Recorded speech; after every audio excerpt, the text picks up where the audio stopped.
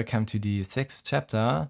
Now we will make our scene even better, and for that we will add a rainbow and also some fog.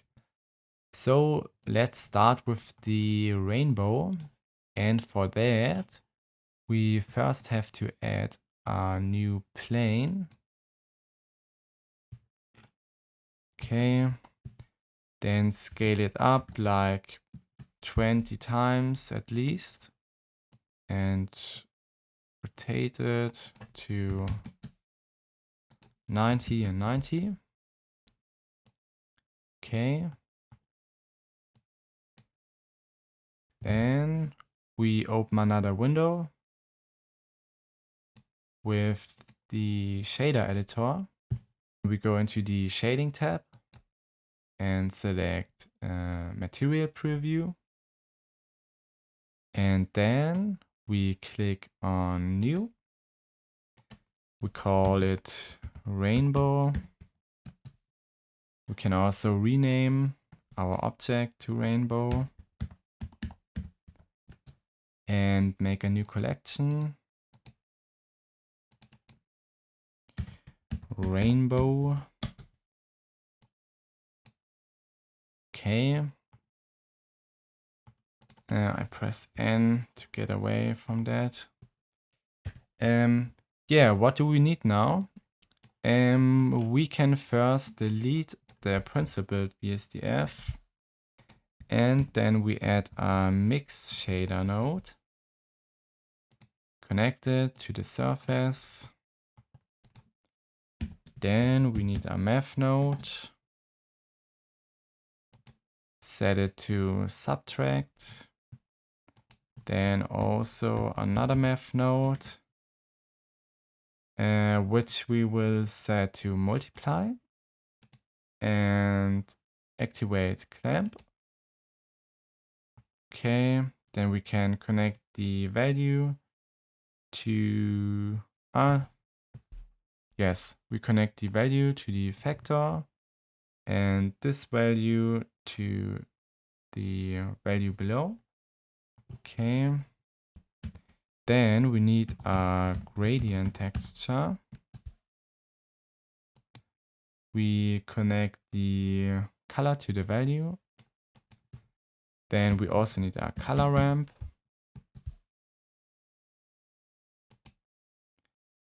And then we connect the color to the upper value from the subtract node.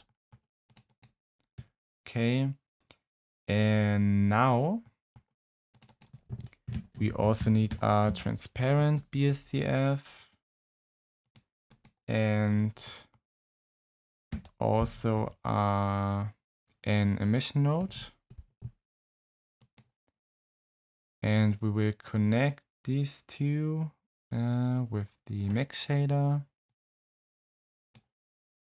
Okay. Then we need a wavelength node, which we will connect with the factor of the color ramp and also with the emission node. Okay, now we need another math node. We connect it to the wavelength node, then another math node. This one we set to multiply. Then we connect the value to the value. Okay. Then we need an invert color node.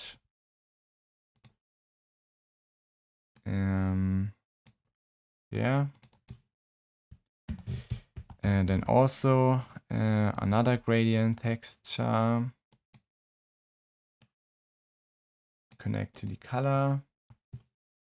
If we have the node wrangler add-on enabled, we can just press Ctrl-T to get our mapping nodes. Yeah, we have set, we have connect the vector to the object in this case and set this to spherical. All right.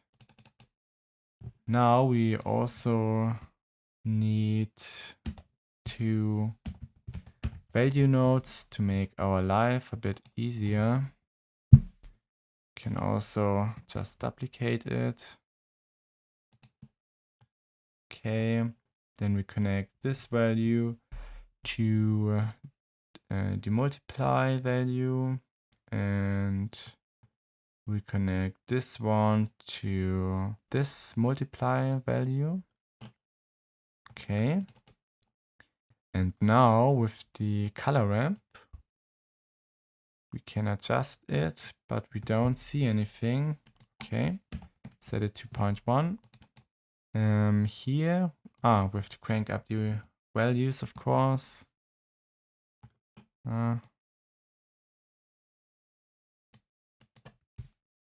Maybe. Okay, nice.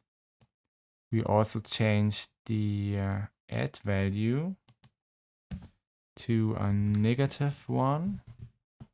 Okay, perfect. We can rotate it now. Yay. And make it a bit bigger. Don't apply the scale because it would crash everything. Yay. 0.4. And then put it behind the mountains. Then we can go to the camera view. Yeah, well, this is maybe a bit too large.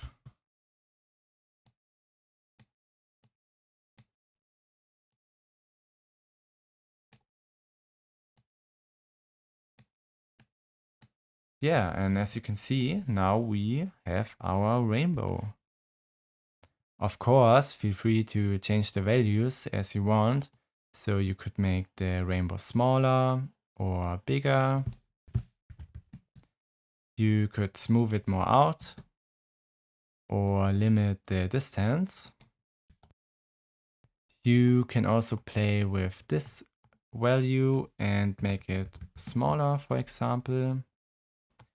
And then make also this value smaller to make it more thick.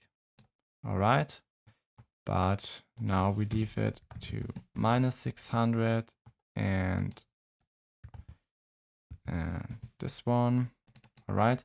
And now you can also go to the material properties and under viewport display, change the blend mode to alpha hashed and also the shadow mode, so that you also have a transparent background in the material preview and not only in the render preview. But now I would say let's go to the render preview.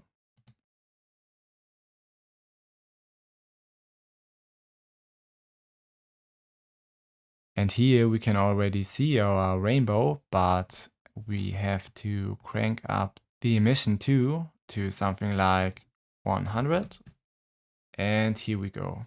I would say now it's time to make also some fog, but before that, I noticed that we have our terrain object still in the curves collection. So we make a new one, call it terrain, and put it here. And yes. Okay, for the fog, we add a new cube.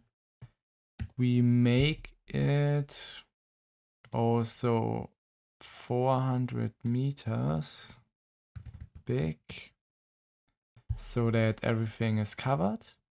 Then we apply the scale. All right. Then we open another window with the shader editor. We click on new and call it fog. Here we make another collection, fog.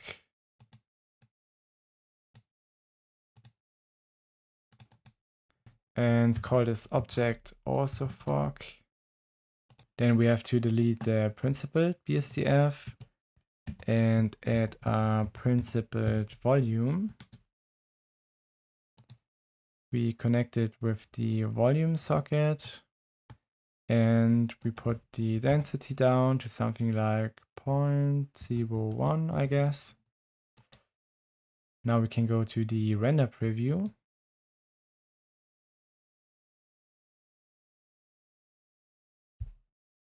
Alright, maybe we have to put the density a little bit more down. Yes. And I would also crank up the anisotropy to something like 0.98 so that we can get the cool effect of the sun. Perfect. Now I close this window. And a little tip, you can also activate render regen so that only the pixels are rendered that are in the frame of the camera. So I guess we can give it a next try and I will see you soon. So here's the final render and I'm pretty happy with it. If you want, you can also go to the world settings again and change here some values, for example the ozone, to make it a bit more blue or whatever you want. I think we can close this chapter with that and I will see you in the next chapter.